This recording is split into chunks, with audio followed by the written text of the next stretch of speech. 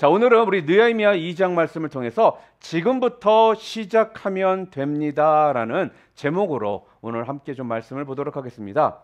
유명한 화가 중에 한 사람인 렘브란트에게 한 미술학도가 와서는 이렇게 물었다고 합니다. 선생님, 어떻게 해야 선생님처럼 위대한 그림을 그릴 수 있습니까?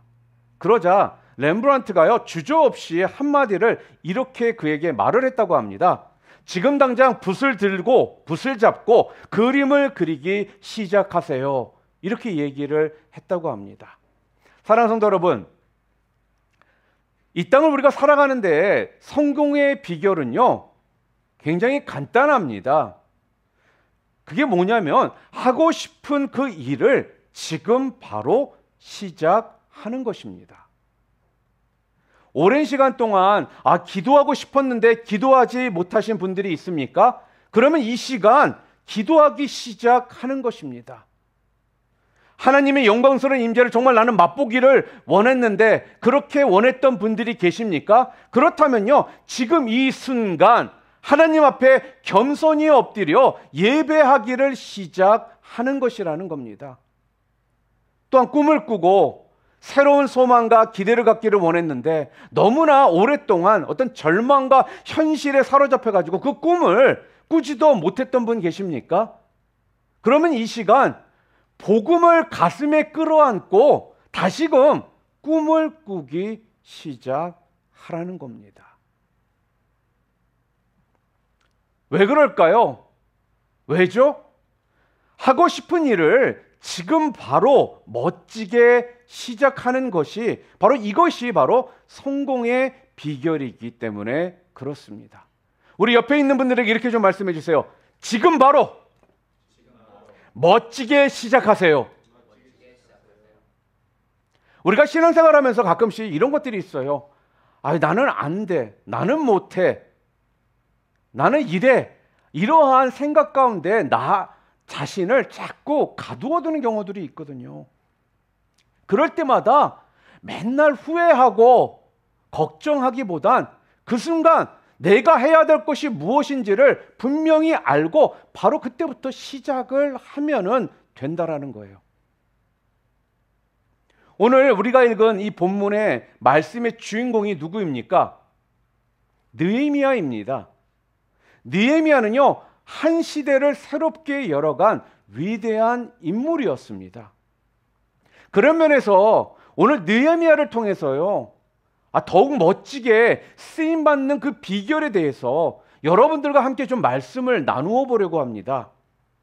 우리가 오늘 본문을 2장부터 읽기 시작했잖아요. 우리가 1장은 읽지를 않았습니다. 근데 느헤미야 1장을 보게 되면요, 느헤미야가 예루살렘 성이 다 무너지고 성문들이 다 불탔다라는 소식을 듣고는요, 뭐라고 됐느냐? 통곡했다라고 기록이 되어 있습니다.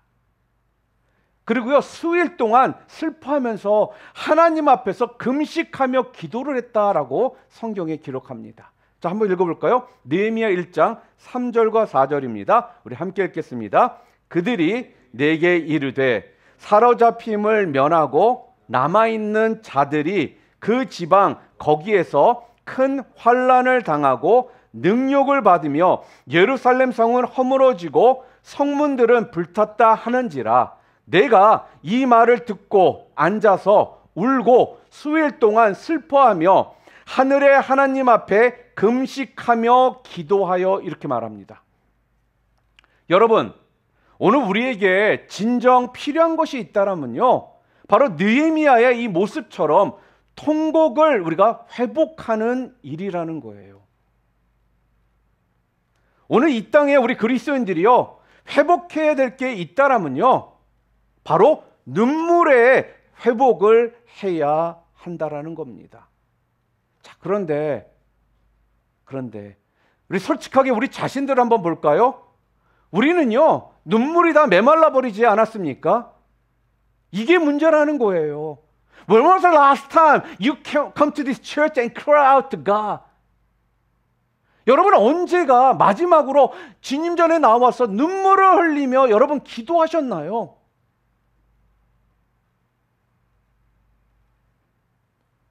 성경에 보면요, 뭐라고 되어 있는지 아십니까? 시편 51편 17절 말씀입니다. 함께 읽어볼까요? 하나님께서 구하시는 제사는 상한 심령이다 그랬습니다. 또한 예레미야가 2장 18절 말씀을 함께 읽어볼까요? 딸 시온의 성벽아, 너는 밤낮으로 눈물을 강처럼 흘릴지어다 그랬습니다. 또한 하나님께서 병을 고쳐주었던 히스기야 왕에게는요, 어떻게 했을까요? 열왕기하 20장 5절 말씀 함께 읽어볼까요? 내가 내 기도를 들었고 내 눈물을 보았노라 그랬다라는 겁니다. 여러분, 오늘 우리 귓전에 소중한 것들이 무너지는 소리가 얼마나 크게 들려지고 있습니까? 믿음이 무너지는 불신의 소리들, 교회가 무너지는 낙심과 절망의 소리들, 정치가 무너지는 소리, 경제가 무너지는 소리, 가정이 깨어지고 가정이 무너지는 소리들, 이런 소리들이요, 지금 얼마나 크게 들려오고 있느냐 하는 겁니다. 또한 지금 여러분과 제가 살고 있는 이 미국은 어떻습니까? 미국의 교육제도가요, 지금 무너지고 있다라는 거예요. 우리 아이들이요, 비성경적인 가르침 가운데 지금 무너져가고 있는 이런 소리가 우리 가운데 들리고 있다라는 것입니다. 이럴 때 우리가 해야 할 일이 있다라면 그게 도대체 무엇일까요? 그거는요, 통곡하는 일이라는 것입니다. 통곡하면서 금식하는 그 기도가 우리 가운데 있어야 한다라는 거예요. 그래서요, 여러분, 기도하는 자리에 나와서 하나님 앞에 통곡하는 심령으로 여러분들이 기도해야 한다라는 것입니다. 지금 이 시대는요, 바로 이 통곡하는 이 모습, 이 기도의 모습들이 지금 너무나도 필요한 그러한 시대에 우리가 살고 있다는 거예요. 여러분, 기도하는 사람에게는요, 불가능이란 없는 줄 믿으시기를 바랍니다. 왜 그럴까요? 왜요? 우리의 기도를 들으시는 하나님에게 불가능이 없기 때문입니다. 아멘? 여러분, 우리가 기도하면요, 기도하는 사람이 먼저 변화가 됩니다. 우리가 기도하잖아요. 그럼 내가 해결할 수 없었던 그 문제와 환경이요, 변화되기 시작한다라는 거예요. 아니, 그 문제가 전혀 해결되지 않는다고 할지라도 그 문제를 능히 감당하고 이겨낼 수 있는 힘이요, 우리에게 주어지게 되는 겁니다. 여러분, 우리는 맨날 이러죠. 세상 탓을 합니다. 세상이 정말로 어려워진 게 아니라는 거예요. 환경 탓합니다. 환경이 문제가 아니라는 것입니다. 문제는요, 바로 우리 마음의 문제요, 우리 믿음의 문제입니다. 자, 그렇다면 오늘 성경은요, 이 느헤미야를 통해서 우리가 도대체 무엇을 배우기를 원하고 있는 것일까요? 느헤미야의 모습을 통해 우리가 배워야 될 것이 도대체 무엇일까요? 그 첫 번째는요, 실패감을 극복하기를 배우라는 것입니다.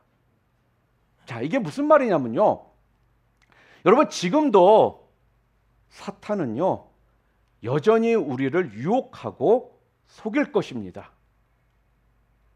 그러니까 실패가 문제가 아니라는 거예요. 실패는 누구든지 할 수 있습니다. 뭐가 문제입니까? 그 실패감이 문제라는 거예요. 사탄은요, 우리에게 뭐를 주는지 아십니까? 좌절감, 절망감, 이런 것들을 끊임없이 줌으로써 이게 문제가 된다라는 거예요. 다시 한번 말씀드립니다. 실패할 수 있습니다. 우리 모두는요, 실패할 수 있다라는 거예요. 그런데 뭐가 문제라고요? 우리의 마음이 문제라는 겁니다. 사탄이 주는 그 절망감, 좌절감이 바로 문제라는 거예요. 그래서 흔들리는 우리의 믿음이 문제라는 것입니다.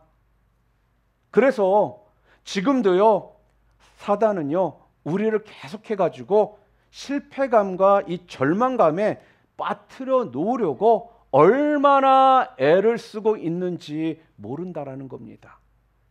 그렇기 때문에 이럴 때일수록 우리는 뭘 해야 될까요? 과감하게 사탄을 향해 선포를 해야 됩니다. 뭐라고요? 사탄아, 너는 더 이상 나를 이길 수 없다. 주님이 나와 함께 하신다. 주님이 함께 하시면 나도 할 수 있다. 하면 된다. 다시 해보리라. 이렇게 우리가요, 선포해야 한다라는 거예요. 예배를 방해하는 것이 있습니까? 그러면요, 선포하라는 거예요.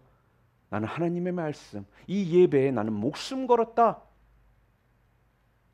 너는 나를 방해할 수 없다.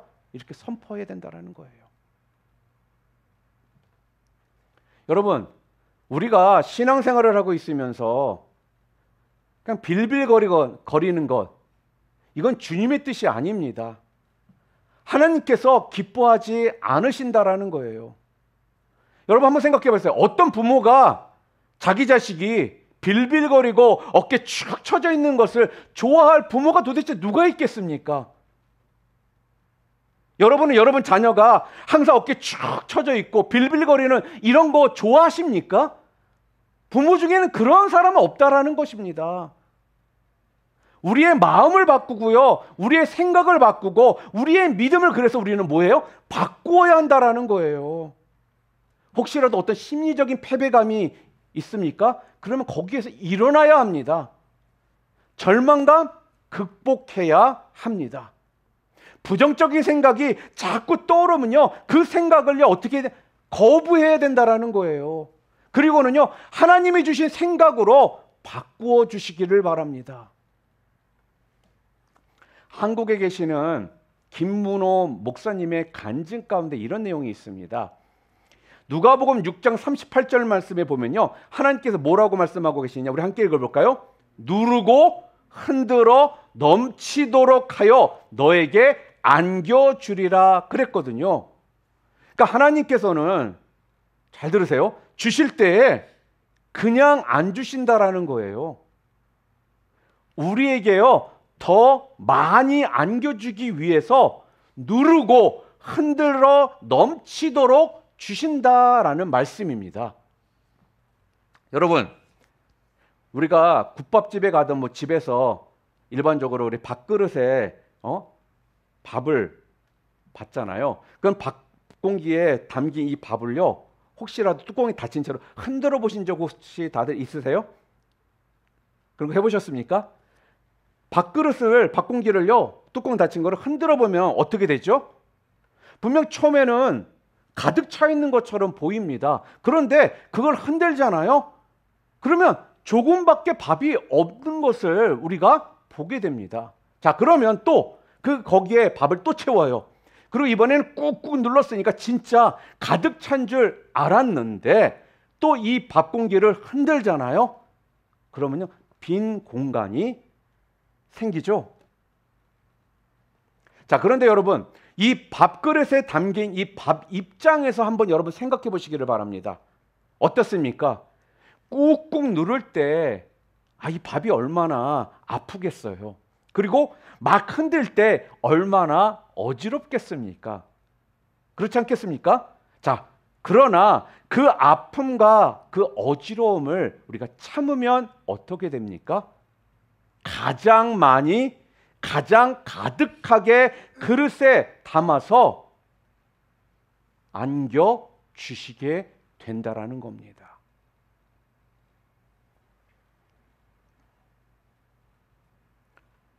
이 말씀을 이 김문호 목사님이요 깨닫고 나서는요, 그때부터 이 목사님의 기도가 달라졌다라고 합니다. 예전에는 누르고 흔드는 것 같으면 이렇게 하나님 앞에 기도했다고요. 하나님, 저 너무 괴로워요. 힘들어요. 좀 그만하세요. 이렇게 얘기를 했다고 합니다. 그런데 이 말씀을 깨닫고 나니까 이게 나에게 축복을 가득 담아 주시려고 하는 이 하나님의 뜻인 줄을 깨닫게 되고 나서부터는 이렇게 기도가 바뀌었다고 합니다. 하나님, 이왕 누르는 것 꽉꽉 눌러 주이소. 그리고 쎄라 흔들어 고만 넘치도록 이빠이 채워 주이소. 이렇게 기도가 바뀌기 시작했다라고 간증을 하시더라고요. 사랑하는 성도 여러분, 지금 내 인생이 좀 눌린 것 같고 흔들리는 것 같지만요, 하나님이 지금 넘치도록 채워 안겨주시려고 하시는 그 뜻이, 그 있음을 여러분 믿으시기를 바랍니다. 여러분 꽃 좋아하세요? 가시밭의 백합꽃, 백합화. 이 백합화는요, 가시에 찔릴수록 더 향기가 강해진다고 합니다. 그러므로 여러분, 절망하지 마시기를 바랍니다. 아니, 좌절하지 마시기를 바랍니다. 이제 하나님께서요, 지금 넘치도록 채워서 안겨주시기 위해서 지금 이러한 상황 속에 여러분이 있다라는 것입니다. 그러니까요, 희망을 가지고요, 넘어진 자리에서 그냥 먼지 툭툭 털고 새롭게 일어나시기를 바랍니다. 어둠을 바라보던 눈을 열어서요, 하늘을 바라보시기를 바랍니다. 아무도 도와줄 사람이 없다라고요? 여러분 주변에? 아니요. 전능하신 우리 하나님이요, 분명 여러분을 도와주신다라는 겁니다. 또한 두 번째로 우리가 느헤미야를 통해서 배워야 할 것은요, 그게 뭐냐? 철저하게 준비하는 것입니다. 철저하게 준비하는 것. 여러분, 오늘 느헤미야가 이렇게 멋있게 하나님께 쓰임을 받을 수 있었던 거는요, 느헤미야는 정말 멋지게 준비를 했기 때문입니다. 여러분, 하나님은 준비된 그릇대로 쓰십니다. 믿으십니까? 여러분은 어떨지 모르겠지만요, 저희 집에서는 절대로 쓰레기통하고 밥그릇하고 바꿔서 사용해 본 적이 없습니다. 여러분이 아시는 것처럼 저희 집에 고양이 한 마리가 있습니다. 나비라고. 우리 식구들이 너무나도 얘를 이뻐합니다. 그리고 나비가 집 밥그릇이 한 3-4개가 돼요. 아무리 나비가, 이 고양이가 이쁘다고 해서요, 고양이 밥그릇하고 국그릇하고 바꿔서 써본 적은 없다라는 거예요. 여러분 혹시 있으십니까?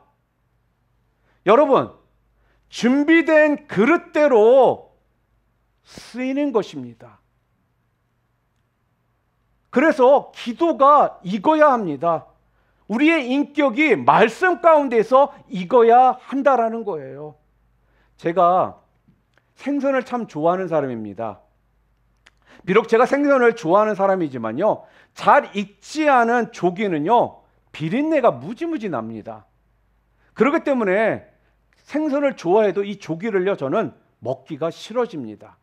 자, 그런데 잘 익으면요, 정말 이 조기는 맛있거든요. 오늘 하나님께서는요, 기도가 있고 우리의 인격이 잘 익은 그런 성도들을 쓰시기를 원하십니다. 느헤미야는요, 지금 통곡하며 금식하면서요, 하나님께 기도를 했습니다. 그리고는 바로 예루살렘 성으로 달려간 것이 아니라 차분히 준비를 하더라는 거예요. 기도하지 않고 일터로 달려가는 사람들이 있습니다. 기도하지 않고 결정하는 사람들이 있습니다. 여러분, 이런 사람들은요, 실패할 확률이 높다라는 것입니다. 그런데 이런 사람들도 있죠. 기도만 하고 아무런 계획도 일도 하지 않는 사람들이 있습니다.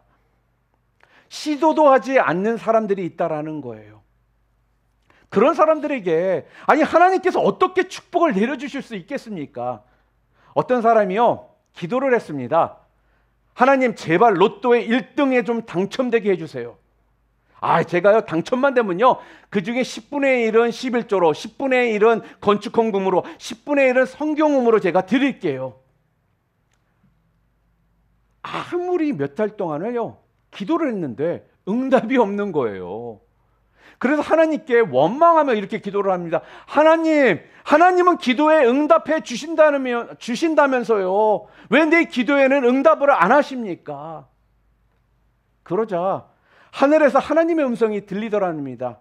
야, 로또라도 사고 좀 기도해라. 니보다 내가 더 답답하다. 사랑하는 성도 여러분, 느헤미야는요 기도하고 일터로 달려갔습니다. 오늘 우리가 읽었던 본문 2장 1절 말씀을 보잖아요. 그럼 느헤미야가 왕을 찾아간 때가 언제일까요? 오늘 본문 2장 1절에 보면요, 아닥사스다 왕 20년 뭐라고 적혀있어요? 니산월이라고 그렇게 되어 있습니다. 그런데 이 니산월은요 유대 달력으로 말하면요 정월달, 곧 1월달을 말하는 겁니다. 1월. 자, 그런데 느헤미야가 하나님으로부터 예루살렘에 관한 이 소식을 들었던 것은요, 우리가 읽진 않았지만 느헤미야 1장 1절에 나와 있습니다. 아닥사스다 왕 20년 기슬르월이라고 이렇게 써 있습니다. 기슬르월. 이 기슬르월은요 가을 초, 그러니까 지금으로 말하면 9월 달쯤 되는 것을 말합니다. 그러니까 느헤미야가 9월 달에 소식을 들었어요. 예루살렘이 다 불타고 성전이 무너졌다는 소식을 9월 달에. 그럼 10월, 11월, 12월, 그리고 나서 1월 달에 가서 느헤미야가 왕을 찾아갔다라는 거예요. 그러니까 한 4개월 정도의 차이가 지금 있다라는 것을 우리가 알 수가 있습니다. 이 4개월 동안 느헤미야는요 그냥 울고만 앉아 있었을까요? 그렇지 않다라는 거예요. 느헤미야는요 이 4개월 동안 차분히 아주 용의주도하게요 기도를 하면서 준비를 하고 계획을 세우고 있었습니다. 그걸 어떻게 알 수 있을까요? 우리가 함께 읽었던 오늘 본문에 보면 그 내용이 그대로 나옵니다. 성벽을 다시 재건하려면 도대체 물품이 뭐가 필요한지, 어디에 가면 그것들을 얻을 수가 있는지, 또 예루살렘을 가는 동안에 무엇이 필요한지, 방해꾼들이 혹시 생기면 어떻게 해야 할지, 이런 것들을 차분하게 모든 것들을 다 준비하고 계획을 세웠다라는 거예요. 사랑하는 성도 여러분, 하나님께 쓰임받기를 원하십니까? 그렇다면요, 여러분 준비하시기를 바랍니다. 하나님은요, 우리가 준비되어진 대로 우리를 쓰신다라는 거예요.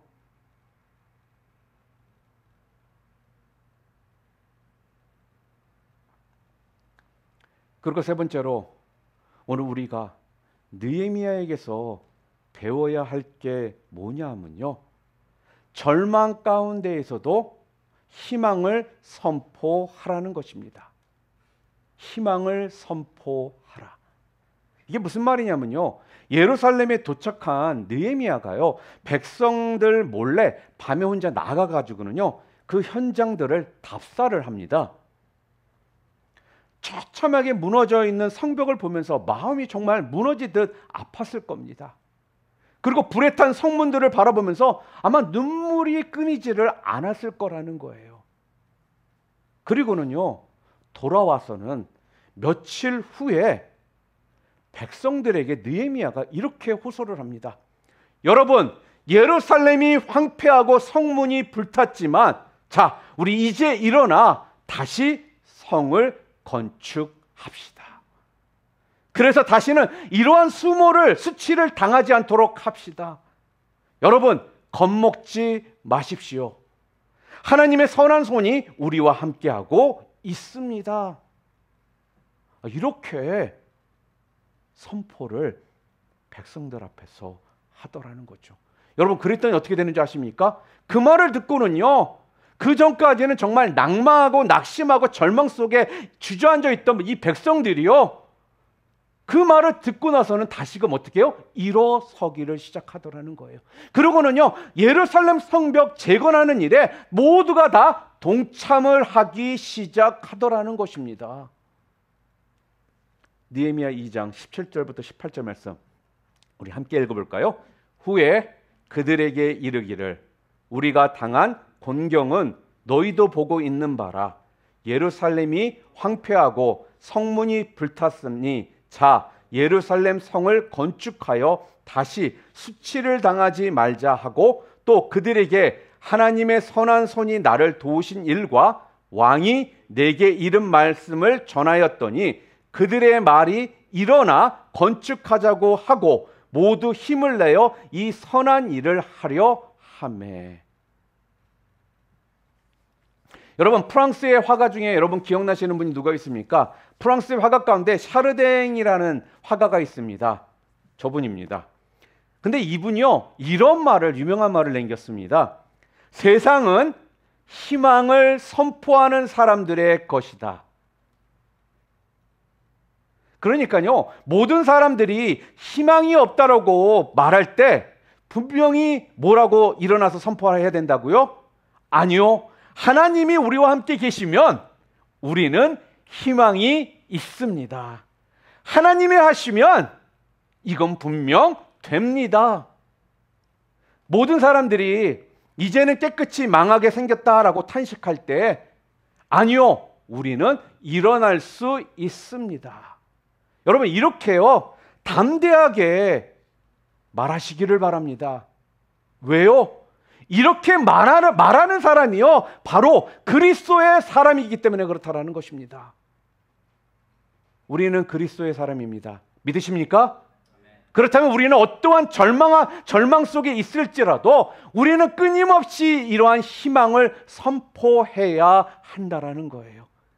내 눈으로 비춰지는 이 세상의 모습, 내 주변에 비춰지는 이런 모습 속에서 절망 가운데 빠져들어 살아가는 삶이 아니라 그러한 상황 속에서도 희망의 말씀을 선포할 수 있는 사람, 바로 그 사람이 그리스도인인 것입니다.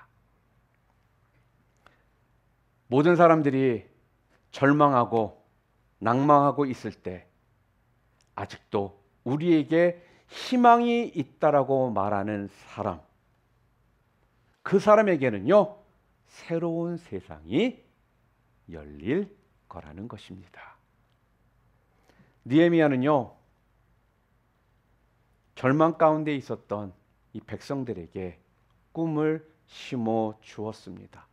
아니요, 소망을 심어 주었습니다. 하나님의 손이 함께 하십니다. 우리는 할 수 있습니다. 그는요 골목골목을 다니면서 외치기 시작합니다. 일어나라고 그는 외칩니다. 사랑하는 성도 여러분, 우리 뉴라이프 미전교회도요 우리도 이렇게 선포를 해야 한다는 겁니다. 어떻게요? 무너진 성은 수축될 수 있습니다. 우리 한번 해볼까요? 무너진 성은 수축될 수 있습니다. 깨어진 가정은 회복되어질 것입니다. 침체된 나의 신앙은 다시 영성의 불길이 솟아오르게 될 것입니다. 침체된 나의 신앙은 다시 영성의 불길이 솟아오르게 될 것입니다. 무너졌던 관계는 새롭게 회복될 것입니다. 낙심된 분들은 희망을 얻게 될 것입니다. 올해 우리 교회는 회복을 넘어 부흥으로 나가는 한 해가 될 것입니다. 우리가 이 땅을 살아가면서요 여러분과 제가 그리스도인으로서 끊임없이 선포하며 나아가야 될 우리의 바로 외침이라는 것입니다. 사랑하는 성도 여러분, 혹시나 지금 혼자 힘으로는 도저히 감당할 수 없는 어떤 무서운 그런 절망의 자리에 부딪힌 분들이 계십니까? 갈 곳이 없는 어떤 막다른 골목에 우뚝 홀러서서 혼자 외로이 계신 분 혹시 계십니까?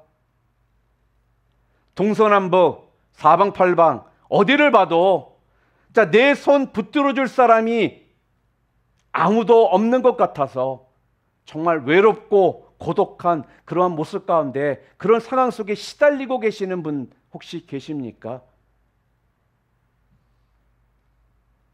그런 분들이 계시다면 오늘 이 세상을 향해 희망을 선포하시기를 바랍니다. 가장 큰 희망을요, 외치시기를 바랍니다. 주님께서 여러분을 도와주실 것입니다. 마지막으로 오늘 느헤미야를 통해서 우리들이 배울 수 있는 것이 무엇이냐면요, 느헤미야가요 예루살렘에 도착을 했을 때 성문이란 성문은 다 불타고 없어졌습니다. 성이란 성은요 다 무너져 내리고 없어졌다라는 거예요. 자, 그러니까 느헤미야 입장에서는요, 아니 어디서부터 손을 대야 할지가 막막했던 것입니다. 가끔씩 우리도 그럴 때 있잖아요. 도대체 어디서부터 시작해야 될지 모를 때가 있더라는 거예요. 자, 그런데요, 느헤미야는요 예루살렘 성벽 건축을 어디서부터 시작을 하느냐? 본문에 보니까 양문을 건축하는 것부터 시작하더라는 것입니다. 자, 우리 느헤미야 3장 1절 말씀 우리 함께 읽겠습니다. 그때 대제사장 엘리야십이 그의 형제 제사장들과 함께 일어나 양문을 건축하여 성별하고 문짝을 달고 또 성벽을 건축하여 한메아 망대에서부터 하나넬 망대까지 성별하였고, 이렇게 말합니다. 지금 제사장들과 함께 제일 먼저 건축한 게 뭐라고 나와 있습니까?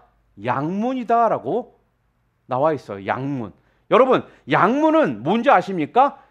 양이 들어가고 나가는 문을 양문이라고 얘기합니다.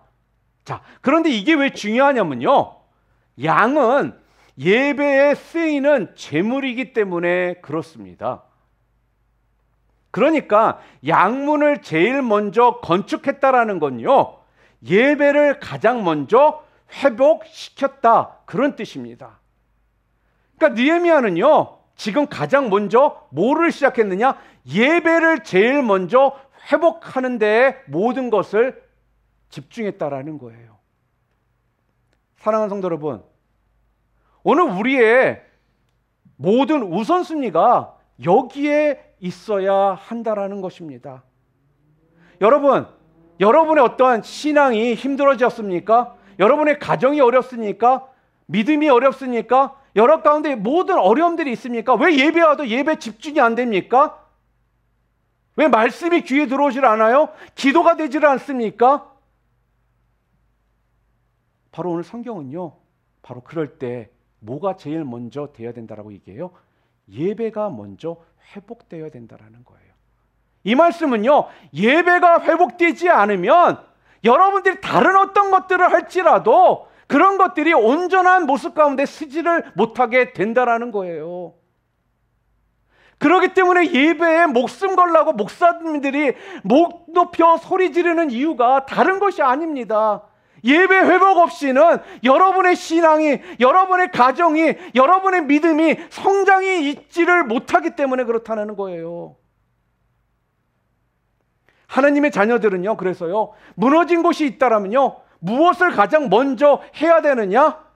예배 제단을 다시 수축하는 것을 먼저 해야 된다라는 거예요. 사업이 혹시 어렵습니까? 여러분의 가정 가운데 어려움이 있습니까? 혹시 여러분의 마음이 좀 무너져 내릴 때가 있습니까? 어떤 관계가 무너져 내려가고 있습니까? 영적으로 여러분의 심령이 지금 흔들리고 있습니까? 부부관계에 문제가 있습니까? 여러분의 자녀에 문제가 있습니까?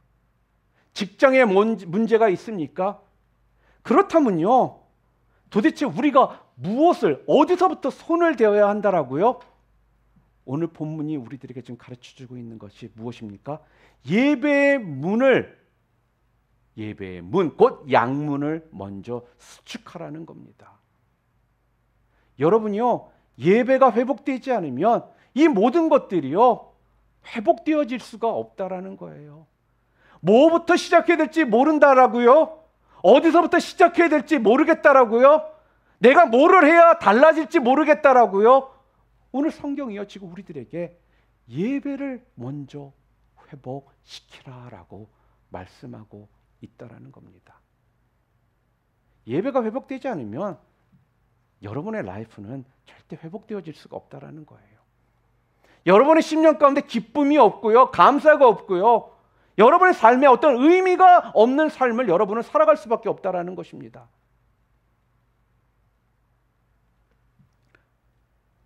미국의 청교도들이요, 이 아메리카에 맨 처음 도착했을 때 그들이 제일 먼저 한 것이 무엇인 줄 아십니까? 바로 예배였습니다. 그리고 마을을 지을 때 가장 먼저 예배당부터 먼저 지었다라는 것입니다. 사랑하는 성도 여러분, 오늘 이 시대에, 여러분과 제가 살아가고 있는 이 시대에 가장 시급한 일은요, 잃어버린 예배의 그 영광을 회복하는 것이라는 거예요. 예배를 무너뜨리고 사셨던 분은요, 예배를 회복하시기를 바랍니다. 세상 일에 분주해서 시달려 가지고요, 기도를 잃어버리셨던 분들 혹시 계십니까? 그러면 기도를요 회복하세요. 혹시 꿈을 잃어버리신 분들이 있습니까? 그러면은 꿈을 회복하시기를 바랍니다. 예화를 한 편 여러분들에게 소개시켜드리고 오늘 말씀을 마치려고 합니다. 런던 번화가의 모퉁이에 구두를 닦는 한 소년이 있었습니다. 아버지는 부도를 내고 감옥에 갇혀 있습니다. 그러니까 집안 살림을 꾸려가기 위해서 어린 나이 때부터 새벽부터 밤늦게까지 한쪽 길모퉁이에 앉아서 구두를 닦습니다. 그런데 이 소년이 구두를 닦을 때 얼마나 신나게 구두를 닦는지 그 얼굴에는 근심이나 걱정이 전혀 없더라는 거예요. 밝은 얼굴을 하면서 콧노래를 부르면서요 신나게 구두를 닦습니다. 하도 이 소년이요 신나게 구두를 닦으니까 한 신사가 지나가면서 그에게 묻는 거예요. 얘야, 너는 구두 닦는 일이 그렇게 신이 나니? 그러자 이 소년이 이렇게 대답을 합니다. 그럼요, 나는 흙 묻은 구두를 닦는 것이 아니고 내 희망을 닦고 있는 것입니다. 그러니 신이 날 수밖에요. 그가 바로 빅토리아 시대에 활동을 했던 영국의 소설가 찰스 디킨슨입니다. 아마 이 책을 아마 읽어보신 분들 아니면 만화나 아마 영화로 보신 분들이 꽤 많을 거예요. 올리버 트위스라는 이 책입니다. 이 책의 작가 찰스 디킨슨입니다. 사랑하는 성도 여러분, 혹시 먼지 묻은 영성 있다라면 지금 닦아내시기를 바랍니다. 흙 묻은 기도, 흙 묻은 예배를 여러분 닦아내시기를 바랍니다. 먼지 묻은 희망을 털어내고 새롭게 일어나 신나게 출발하시기를 바랍니다.